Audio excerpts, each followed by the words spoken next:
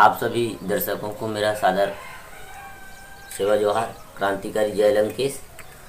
साथियों, आइए आज हम बात करेंगे हमारे इस एपिसोड में जो आज हमारे समाज में एक कुरीति की तरह फैला हुआ शराब के बारे में। आज कई हमारे भाइयों ने कमेंट्स करके पूछा है कि शराब हमारे देवी देवता में चढ़ाया जाता है, तो शराब का जो तर्पण यानी दारू का जो तर्पण क्यों किया जाता है, और दारू से शराब हुआ और उससे पहले कल था, कल से कलार हुआ था, यानी कल की उत्पत्ति और दारू की उत्पत्ति हमारे समाज में कहाँ से हुआ और दारू प्रचलन में कब आई और वो हमारे देवी देवता से कैसे जुड़ गए, इसके बारे में मैं आप सभी को इस चैनल के माध्यम से बताना चाहता हूँ कि आज हमारे मूलतः आदिवासी समाज शराब का तर्पण करते हैं अपने देवी देवता में, जिसे आज की वर्तमान स्थिति में एक कुप्रथा मान करके, कुप्रचलन मान करके उसको प्रतिबंध लगाया जा रहा है, अंकुश लगाया जा रहा है। इसका बहुत बड़ा कारण है। साथियों, जब तक कोई शराब, आज नक्सल आतंकवाद के नाम से मुसलमान बदनाम है, उसी तरह के शराब के नाम से, दारू के नाम से आदिवासी बदनाम है। भाई, आदिवासी समाज दारू का तर्पण क्यों करता है? दारू का मतलब देवी देवता से ऐसे मतलब जुड़ा हुआ कैसे है? तो इसके पीछे आप लोगों को ये जानना है। अगर हम विज्ञान की बात करते हैं, साइंस की बात करते हैं, आज के ज़माने में टेक्नोलॉजी की बात करते हैं, आधुनिक भारत की बात करते हैं, तो आज हमें रीजन के पीछे जाना है।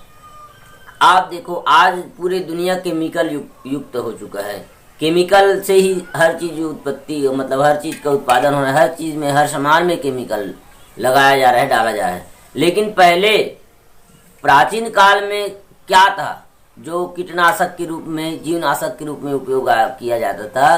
तो मेरा मानना ये है कि इस भारत में सर्वप्रथम अगर कोई केमिकल बना, सर्वप्रथम अगर कोई कीटनाशक बना, तो वो है शराब, जो जीवाणु रोधक, जीवाणु को खत्म करने वाला जीवाणुनाशक, कीटाणुनाशक, या जो शराब को बनाया गया। आज भी जब हैजा होता है या फिर कोई बहुत बीमारी होता है, जहाँ पे स्वाइन फ्लू या फिर हैजा, उल्टी, दस्त, ये सब बीमारी होता है, जिसमें शराब का दवाई के रूप में उपयोग किया जाता है।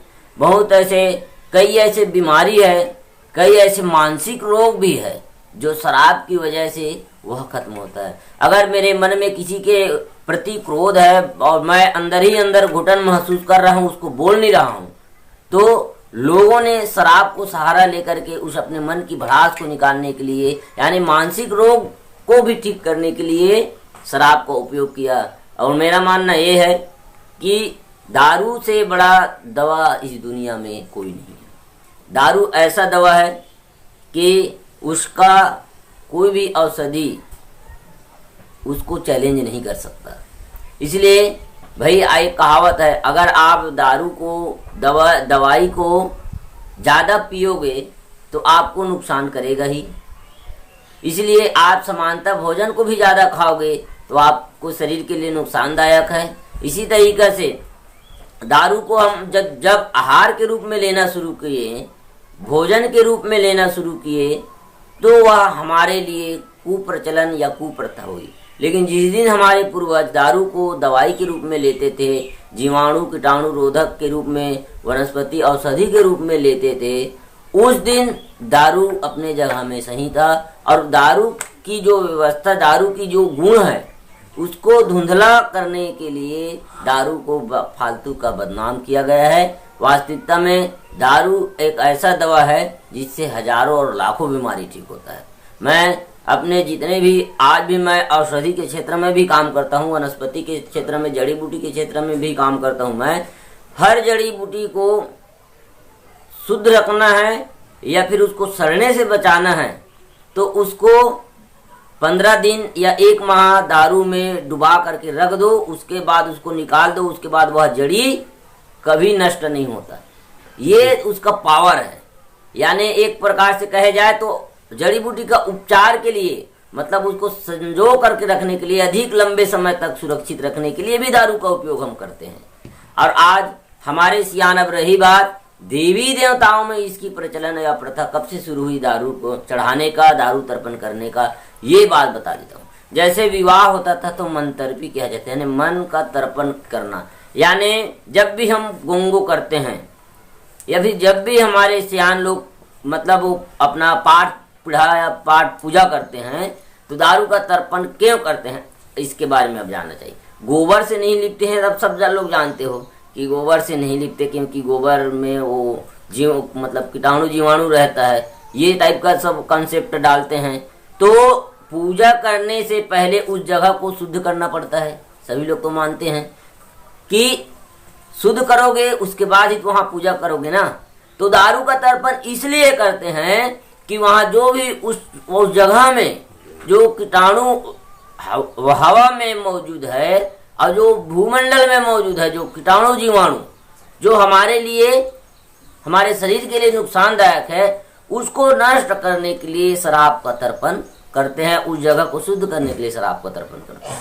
इसमें कोई दो मत वाली बात नहीं है। इसलिए हमारे सियानों ने दारू का उपयोग अपने देवी देवता पूजा भोंगों में करना प्रारंभ किए, अपने पेन पूर्वजों में उसका उपयोग में लाना शुरू किए।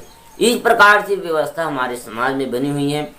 अब ये बात सही है कि नहीं, ये करते हैं वो सही है कि नहीं, इसको जानने के लिए आपको स्वयं प्रैक्टिकल करके देखना होगा कि वास्तविकता में शराब सही है कि गलत।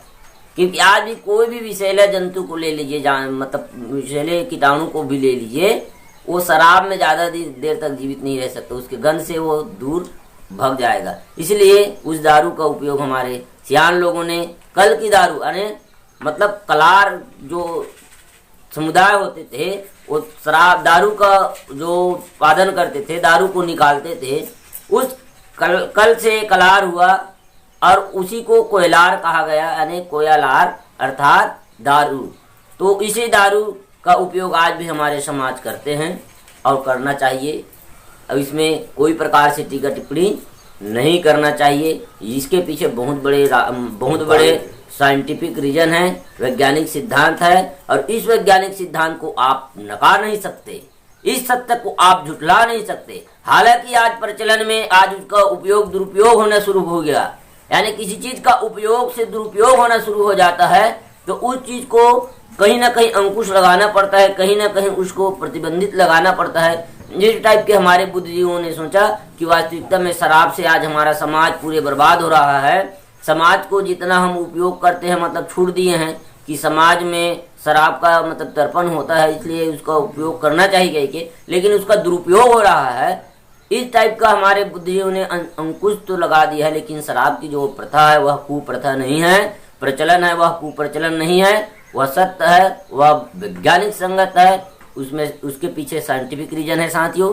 इसलिए आप अपना संस्कृति में जो भी नेम दस्तूर में होता है कार्य उसको आप तर्क की दृष्टि से देखिए, अपनापन की दृष्टि से देखिए और उसके बाद उस पर आप विचार विमर्श कीजिए, तब आपको पता चलेगा वास्तविकता में क्या है। बस इतना कह करके मैं सभी साथियों को सादर सेवा जोहार, क्रांतिकारी जय लंकेश, जय भीम, जय बिरसा।